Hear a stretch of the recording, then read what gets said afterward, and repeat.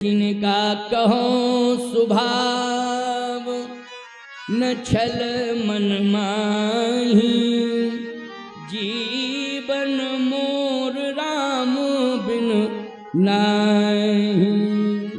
मैं राम के बिना जिंदा नहीं रह सकता हूँ, इसलिए राम चले जाएंगे तो मेरे प्राण चले जाएंगे। कई ने कहा अगर राम नहीं जाएंगे तो मेरे प्राण चले जाएंगे, मैं मर जाऊंगा। राम नहीं गए वन तो मैं मरूंगी, पक्की बात। दशरथ जी ने कहा राम अगर नहीं रहे अयोध्या में तो मैं मर जाऊंगा। अच्छा एक बात बताओ, जैसे पत्नियां हो तीन, वैसे तो पति पत्नी हो तो पहले किसका मरना ठीक है? पत्नी का मरना पहले ठीक है, पति का मरना बाद में। नियम की बात कर रहा हो। अच्छा एक बात बताओ, तुम देवी जी से क्या मांगती हो? कि मेरा सिंदूर मेरे साथ जावे। इसका अर्थ क्या है? इसका अर्थ यही है कि पति के पहले मैं मरूं, तब ना सिंदूर जाएगा साथ में। यही तो मांगती हो। तो सही बात है कि पति बाद में मरे, पत्नी मरना तो पड़ेगा ही। ऐसी बात, तुम चाहे जितनी आरती करो मरना तो पड़ेगा पति को, क्यों भाई? लेकिन बस इतना अंतर हो जाएगा, तुम पतिव्रता हो तो पत्नी पहले मरेगी बाद में पति मरेगा, लेकिन मरना तो पड़ेगा। परंतु मैं आपसे पूछ रहा हूं, अगर तीन पत्नियां किसी व्यक्ति के हैं और ये कहीं बीच में बात आ जावे पति पत्नी के बीच में कि भाई दो में से किसी एक के प्राण जाएंगे, दो में से किसी एक के प्राण तो जाएंगे, अब आपस में तय कर लो कि किसका मरना ठीक है। तो पत्नी को पहले कहना चाहिए मैं पहले मरूंगी, मेरा पति बच जावे लेकिन मैं मरूंगी। अच्छा कैकेयी कह रही मैं मर जाऊंगी, दशरथ जी कह रहे मैं मर जाऊंगा।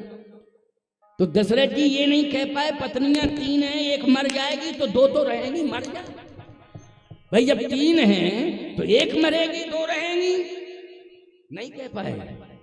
अच्छा एक बात बताओ, खुद ही मरना पड़ा कि नहीं मरना पड़ा? खुद दशरथ जी को खुद ही मरना पड़ा। अब दशरथ जी के प्राण जाएंगे तो तीनों महारानियों को वैधव्य मिल जाएगा। बोलो विधवा हो जाएंगी कि नहीं तीनों? ये अच्छी बात है क्या? ये बात तो अच्छी नहीं है। एक बार चित्रकूट में पति पत्नी दोनों आए और झगड़ा करें मंदिर में। हमारे पास पुजारी दौड़ा दौड़ा आया, बोले महाराज जी पता नहीं कहां से आए, दो लड़ रहे हैं। कौन लड़ रहे हैं दो?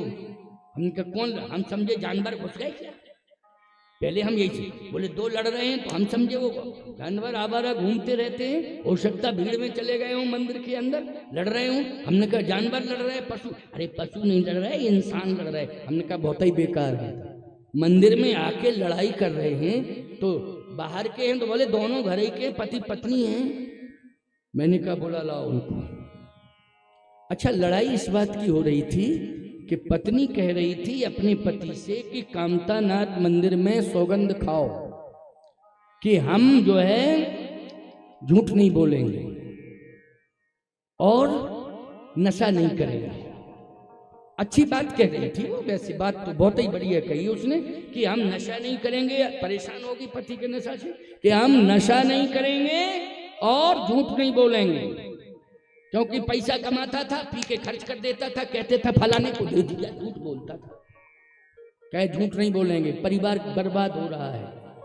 उसने कहा फालतू की बात मत करो, दर्शन करो, परिक्रमा करो, चलो चले। दिमाग खराब करने ले आई हो तुम जबरदस्ती मुझे मंदिर में। लेकिन जब हमारे पास आए तो मैंने कहा देखो लड़ना नहीं चाहिए। पत्नी ने कहा मैंने इसलिए इस बात को कहा है क्योंकि ये महाराज जी आदत खराब है, पीते हैं और पैसा भी बर्बाद करते हैं और झूठ बोलते हैं कि उसको दिया इसको दिया, खर्च कर देते हैं पीने खाने में। मैंने कहा गलत बात।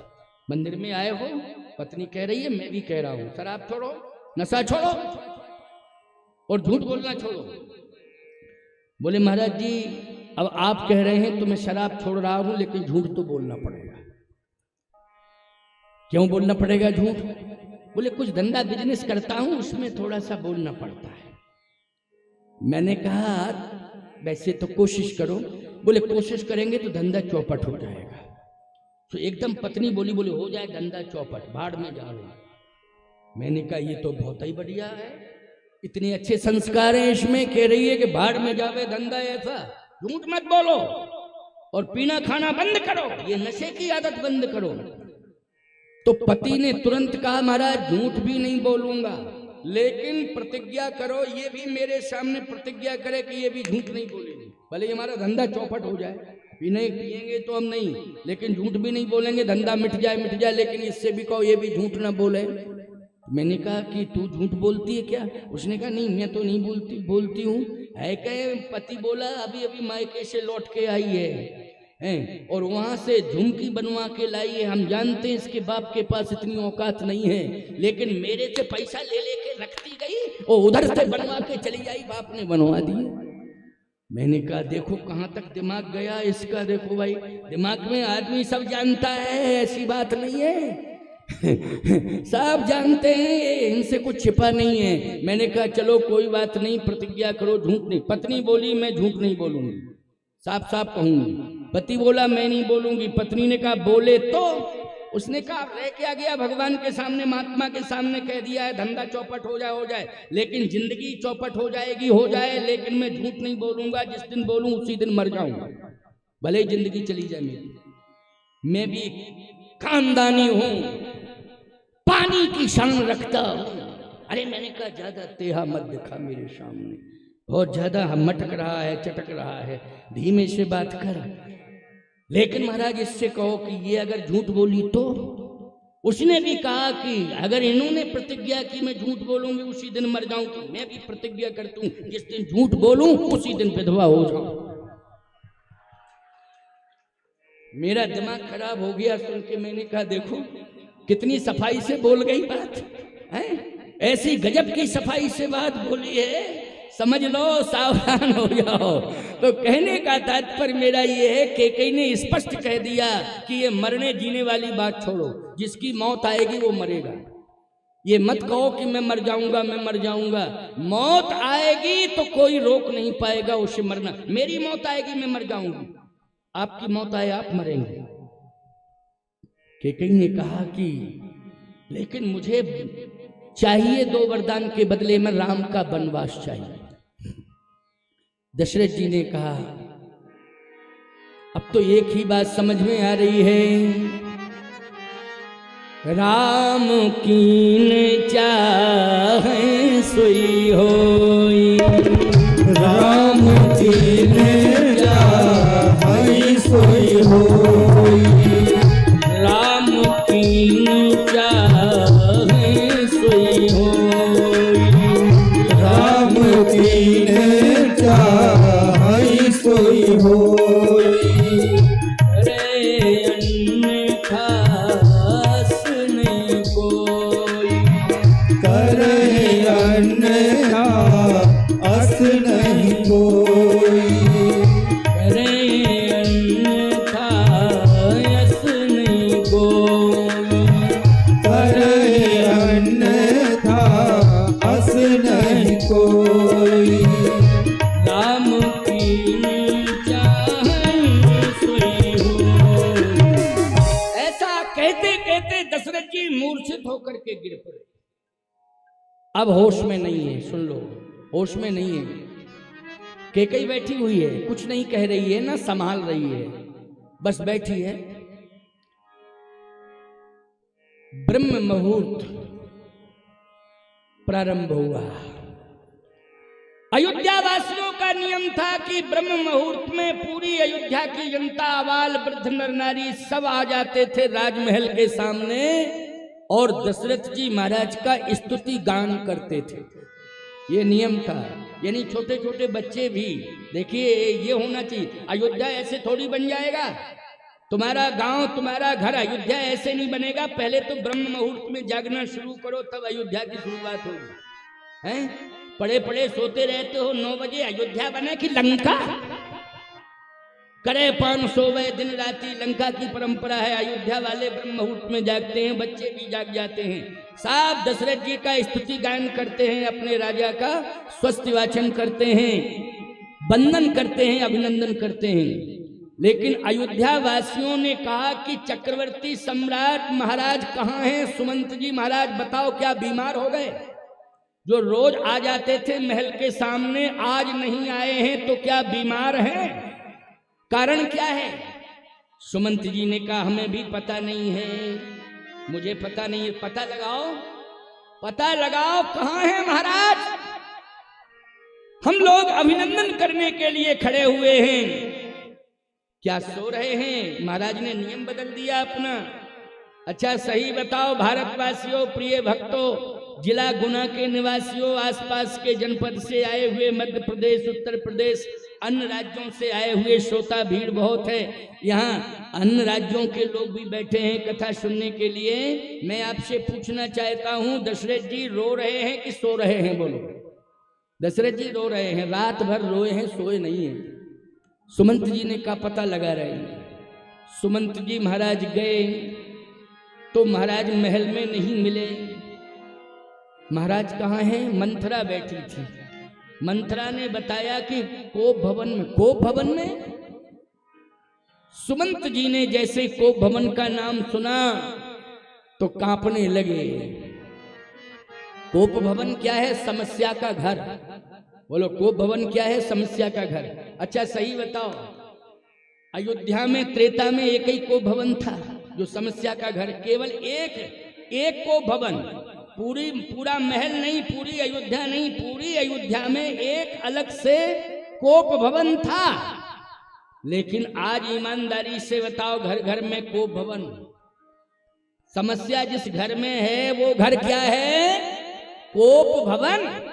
जिस घर में समस्या है वो घर नहीं है, महल नहीं है, भवन नहीं है, वो है कोप भवन। कोप भवन का अलग से निर्माण नहीं किया जाता है प्यारे, कोई मिस्त्री निर्माण नहीं करता है। कोप भवन का निर्माण मिस्त्री नहीं करता है, मकान का निर्माण मिस्त्री करता है, और कोप भवन का निर्माण स्त्री करती है। सही बात कह रहा हूं, मिस्त्री नहीं करता है कोप भवन का निर्माण, स्त्री करती है कोप भवन का निर्माण। समस्याओं का घर। अभी पत्रकार ने मुझसे एक जगह पूछा था, बोले महाराज जी कोप भवन अब क्यों नहीं बनते हैं?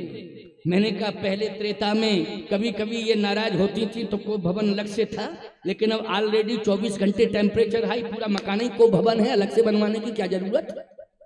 पूरा मकान ही कोप भवन बन गया है, हिल रहा है, समस्याओं से जूझ रहा है, क्रंदन मचा हुआ है, अशांति मची हुई है, दीवारें तक रो रही हैं। और छोड़ो जी, दीवारें रो रही हैं उस मकान की। क्यों ऐसी समस्या पैदा कर रहे हो? इंसान हो, बदलो विचारों को, समस्याओं को दूर करने के लिए दिमाग लगाओ और शांति से जीवन जी लो। कुछ समय के लिए आए हो, बोलो भाई याद रखना, कुछ समय के लिए आए हो। अब तो प्रदूषण काल में 50, 55, 60 साल पार करना मुश्किल है। हार्ट अटैक हो रहे हैं, साइलेंट अटैक हो रहे हैं, पता ही नहीं चल रहा है कौन सी बीमारी कब आ गई है।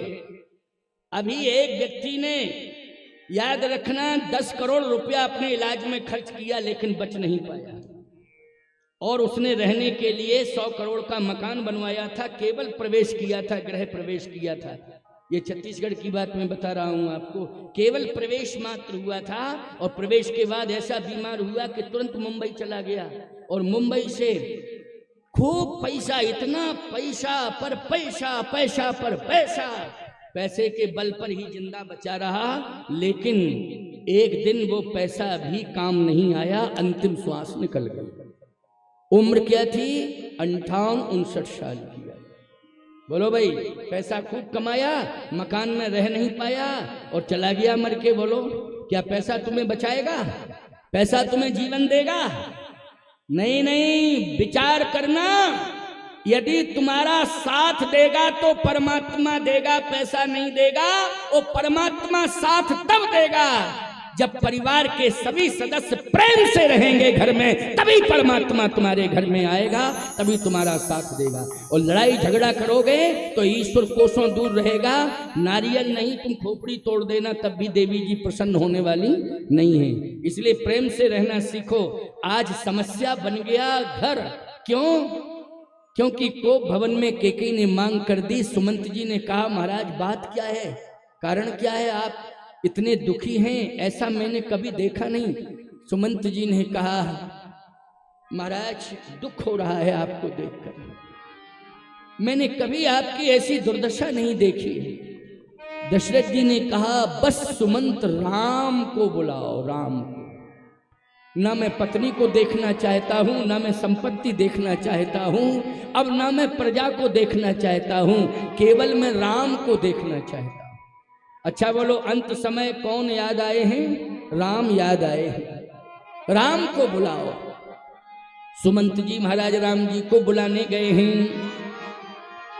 भगवान राम खोज रहे थे, क्योंकि प्रातःकाल उठ के रघुनाथा माता पिता गुरु नामई माता, माता पिता गुरु को प्रणाम करते थे भगवान राम। ब्रह्म मुहूर्त की बात है, खोज रहे, पिताजी गायब हो गए, पिताजी गायब। अच्छा दो ही गायब थे, केकई और महाराज दशरथ। तो भगवान राम ने कहा कि दो ही गायब हैं, कौशल्या माँ है, सुमित्रा माँ है, लेकिन पिताश्री नहीं है और केकई